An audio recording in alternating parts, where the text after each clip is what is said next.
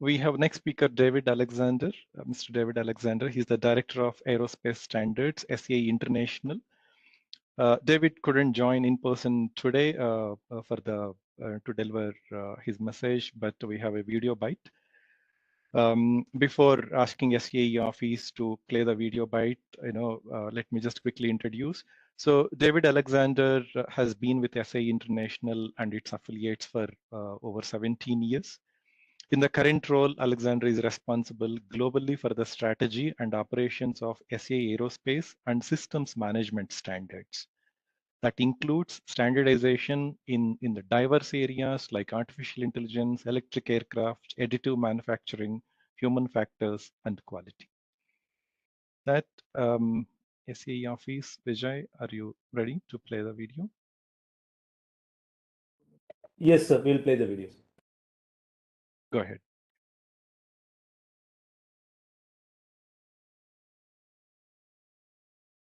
Not able to hear the voice. We are not getting voice, Vijay.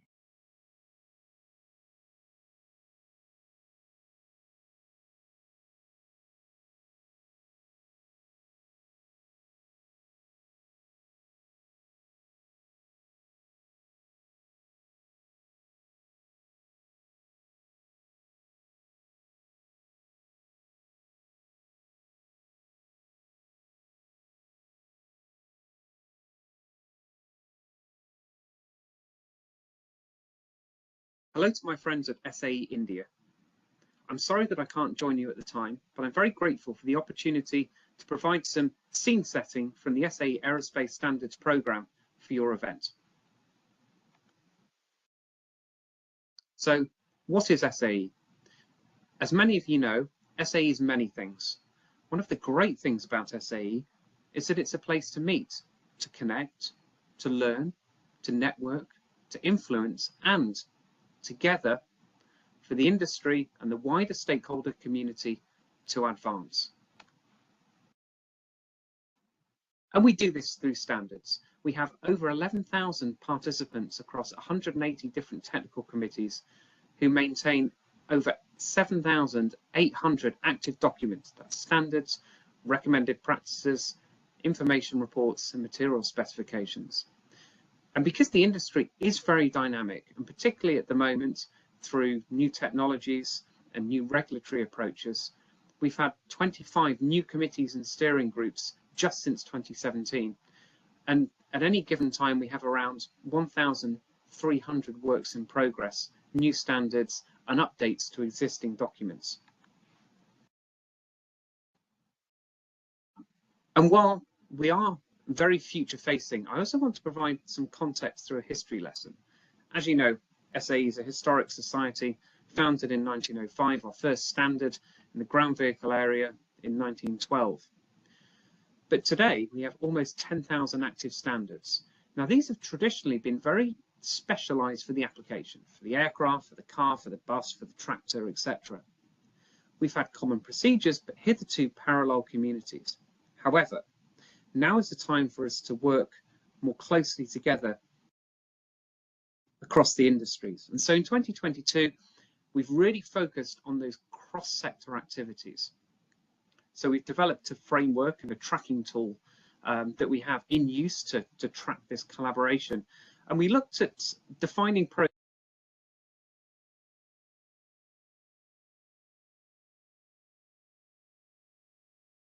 through these 5 Pathfinder topics: electrification, hydrogen, cyber-physical security, artificial intelligence and machine learning, and additive manufacturing. And so we worked with our committees in aerospace, our committees in ground vehicle, and we looked to leverage the collaboration, to leverage the existing information in aerospace, the existing information in automotive, to together provide a greater baseline and a framework for innovation in these great sectors, and looking to the future so these sectors can advance more quickly together. So we're looking at things more from a technology-centric perspective rather than a sector-centric perspective. And you see there the Elite 10, the 9 target technologies and and workforce development. So we're really looking at these across the different industries that SAE serves. And indeed, whether it's standards, whether it's ED reports, books, technical papers, journal articles, and so on. You'll see on the right there's a great progression of content that's been developed in these new technologies. Naturally, electrification, where we have electric cars running today, starting to have electric aircraft take to the skies, we have a lot of content. And quantum computing, however, a more nascent technology working out its applications in the mobility sectors, we have relatively few. But these are all coming, and they're being developed through standards and by some of you, our experts across the SAE program.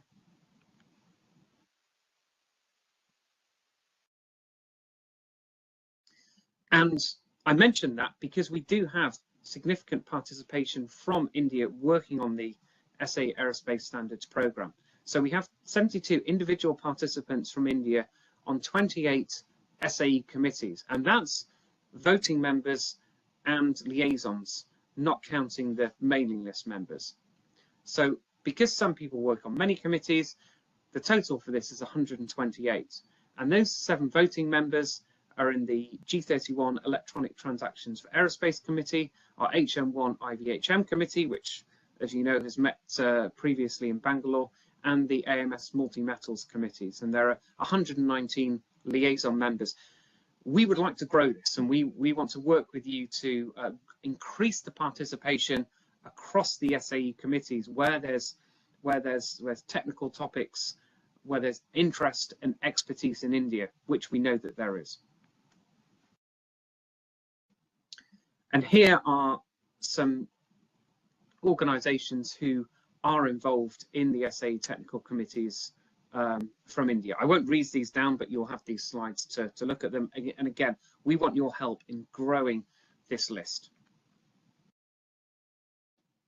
A couple of things that I did want to mention. So partnerships, this year we signed an agreement, an MOU with our long-standing partner, the IEQG, the International Aerospace Quality Group. I know AS9100 is very prevalent in India, and so SAE is now working with IEQG as the single SDO for the AS91XX standards.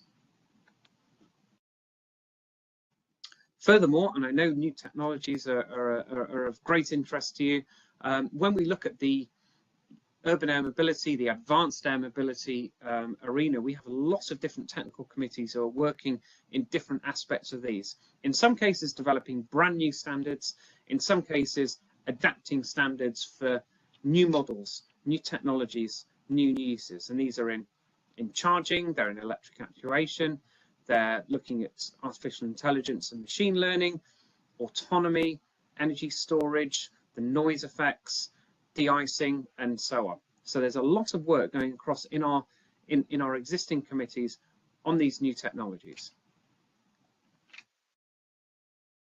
And with that, I wish you all the best for a very, very successful event. And I look forward to engaging with you very soon, and again, growing that info. Thanks to Mr. David Alexander for taking time out from his busy schedule and sharing his message to all of us.